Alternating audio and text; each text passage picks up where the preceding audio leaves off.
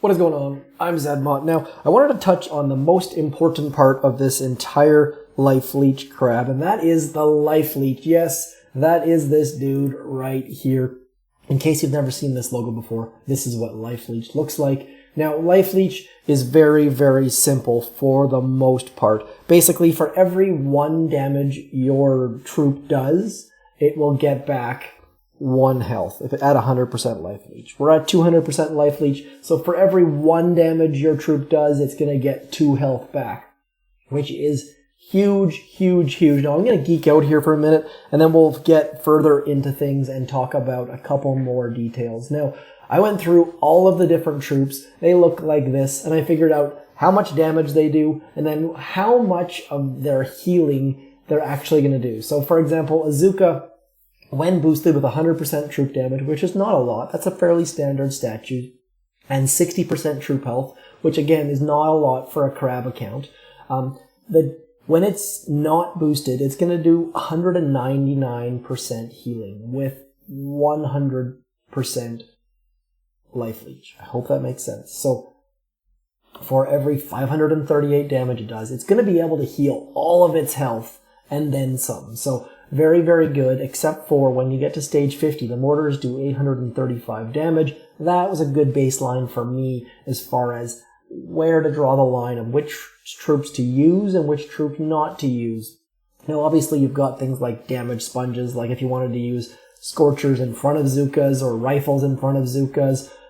Either way, very bit of a geeky chart here. What we're going to look at is which troops are best for Life Leech and which troops are worst for Life Leech. Now, this chart is just based on healing. So the Scorchers, for example, are the worst because they only heal 2% of their overall health per second. So if they're getting hit by more, Scorchers are not going to do very well. Heavies are just behind. They have a lot of health and they're not doing a lot of damage. Cryoneers have a bunch of health and they do almost no damage. So again, useless. Then we get into the good troops, the tanks.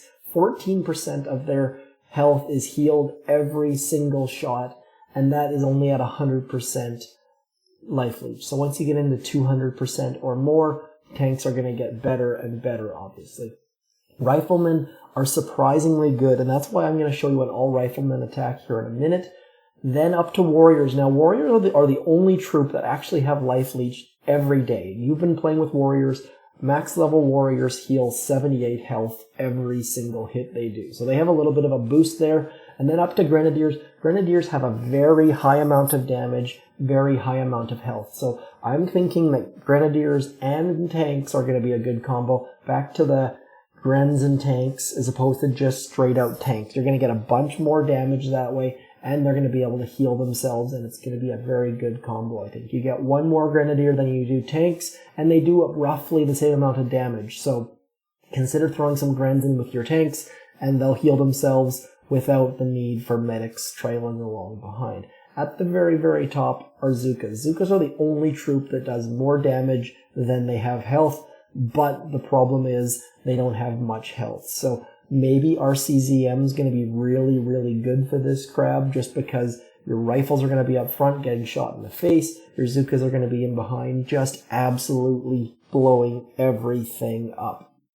Anyways, that's enough of that geeky thing. If you want any more details on that, please do let me know. I'll link to it somewhere if anyone asks. So, Grenadiers. The next thing up, every crab ever, the number 1 ability has been energy drink. Energy drink, energy drink, energy drink.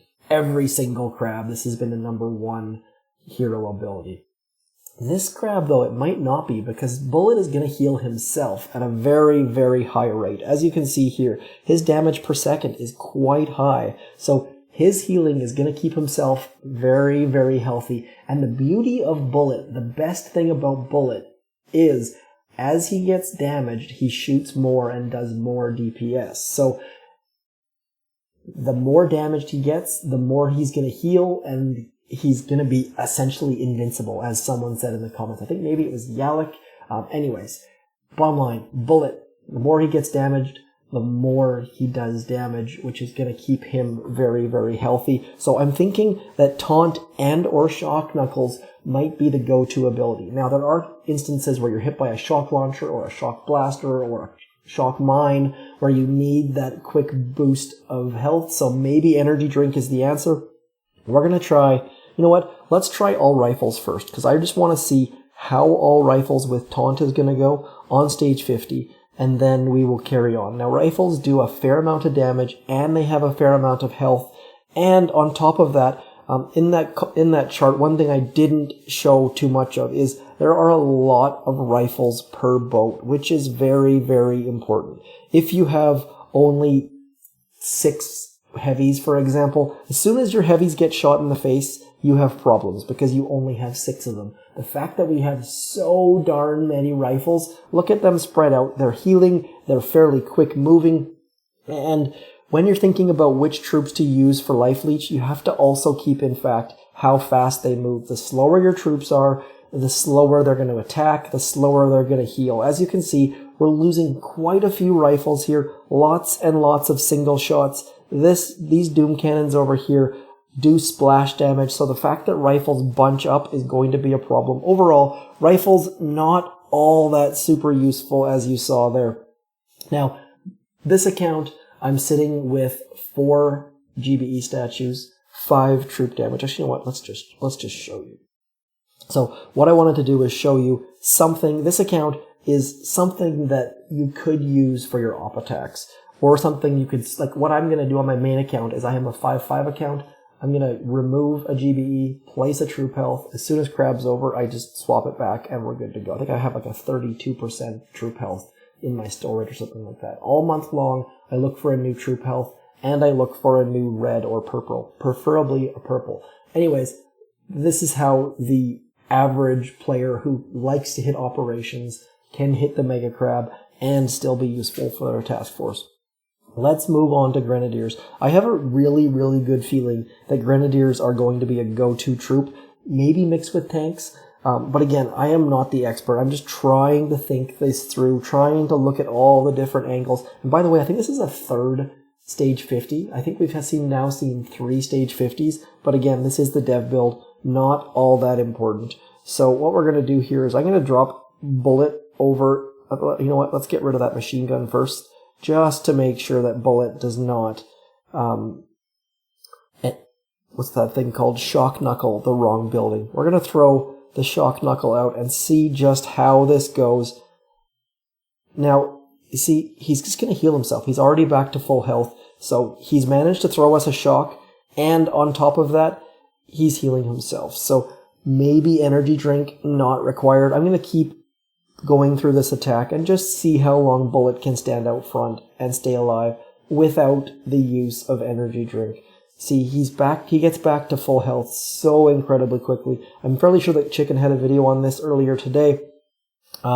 Just something that he was specifically showing just how fast Bullet was healing. But I wanted to show exactly how energy drink might not be the ability of choice, which might be the first time in the history of Mega Crab. Now that might change as you get into later stages, but so far I'm really, really liking Grenadiers.